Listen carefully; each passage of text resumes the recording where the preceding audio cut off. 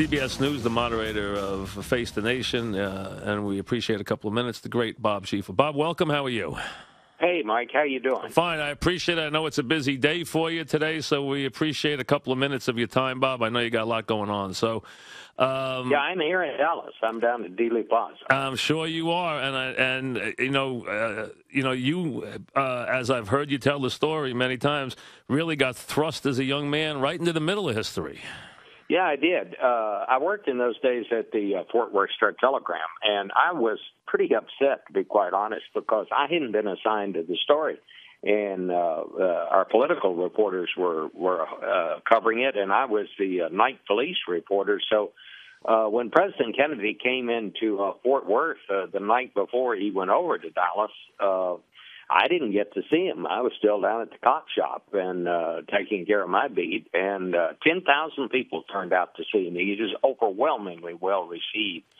Anyway, to make a long story short, because I got off late and actually went up to the press club later that night because we'd held it open for the visiting White House press corps, and these were all big bylines, and, we wanted to go and see who these guys were and all of that. So I was still asleep when the shots rang out in Dallas. My brother ran in, woke me up. I still lived at home. And he said, "You better get up and go to work. The president's been shot in Dallas." Well, I was just, totally in a fog. We'd never been through anything like that. Make a long story short, I got down to the office and was just trying to help out answering phones.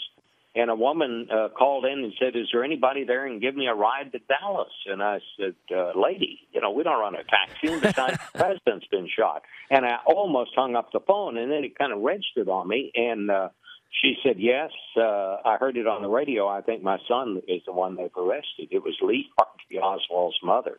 She lived out on the west side of Fort Worth, and another reporter and I went out and picked her up and drove her to Dallas, and I interviewed her on the way. It was I've had a lot of stories over the years, but never quite the adventure I had on that very sad day. Bob, being there before, and there was a lot and has been written and depicted through the years about the warnings he received.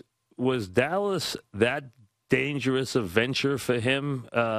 Did anyone really fear him going to Dallas to that extent?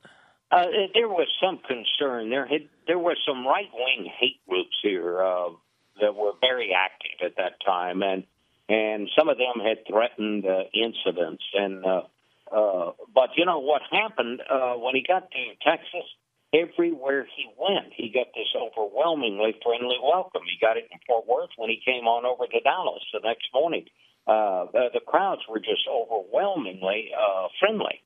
And I always remember that as that motorcade was turning on to the street where the Texas School Book Depository was, Nellie Connolly, who was Governor Connolly's wife, said, "You can't say they don't love you in Dallas, Mr. President." And then just, minutes later, all this happened. And the ironic thing is Dallas, for many years, people somehow blamed the city of Dallas. Well, the fact is, this could have happened in any city. Lee Harvey Oswald wasn't part of any right-wing group. He was about as far from that as you can get. He was a Marxist. He had defected to the Soviet Union. He was a sympathizer of Fidel Castro. And what he was deranged, in my view. And he had nothing to do with Dallas. He wasn't of Dallas or from Dallas.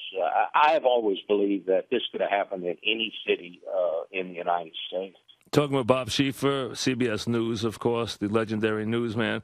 Bob, all these years later, I just had Robert Dallek on, had Thurston Clark on, and Dallek talked about the polls and, the numbers, the approval rating Kennedy even gets now, the popularity. Why 50 years later does he still, from your estimate, still have such a grip on America? Well, he did not have a strong legislative record. In fact, his legislative accomplishments were rather thin. It would be left to Lyndon Johnson to do the heavy lifting. He passed those great civil rights bills, which are two of the monumental pieces of legislation in America. Kennedy didn't get much done with the Congress, but I think what he